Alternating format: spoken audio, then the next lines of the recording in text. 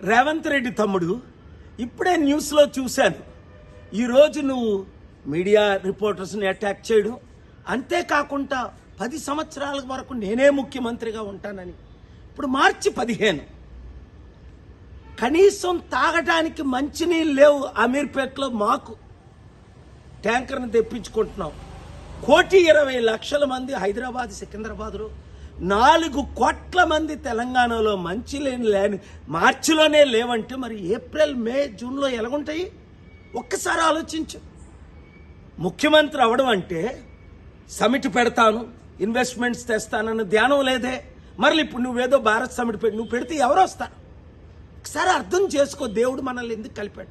నేను పోటీ చేయకుండా వరంగల్లో నీకు ఎందుకు మద్దతు ఇచ్చాను? రాష్ట్రాన్ని బాగు చేయడానికి, అప్పులు తీర్చడానికి, అభివృద్ధి చేయడానికి, మంచి చేయడానికి. మరి నువ్వేం చేస్తున్నావు? బీజేపీ వాళ్ళు గెలిపిస్తున్నావు. అలాగే రాహుల్ గాంధీకి, కాంగ్రెస్కి మూటలు మోస్తున్నావు అని అందరూ చెప్తున్నారు.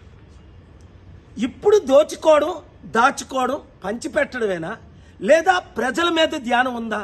నిరుద్యోగులు ఆత్మహత్య చేసుకుంటున్నారు, రైతులు ఆత్మహత్య చేసుకుంటున్నారు, మంచినీళ్ళు లేకుండా ప్రాబ్లమ్స్ అవుతున్నాయి. విద్యా, వైద్యం అన్నది కనిపించట్లేదు. 15 నెలల్లోనే నువ్వెంత ఫెయిల్డ్ ముఖ్యమంత్రి అయితే, ఒక అన్నగా, శాంతి దూతగా, నీ అడ్వైజర్గా నాకెంత బాధేస్తుంది. కనుక ఈ వీడియో చేస్తున్నాను.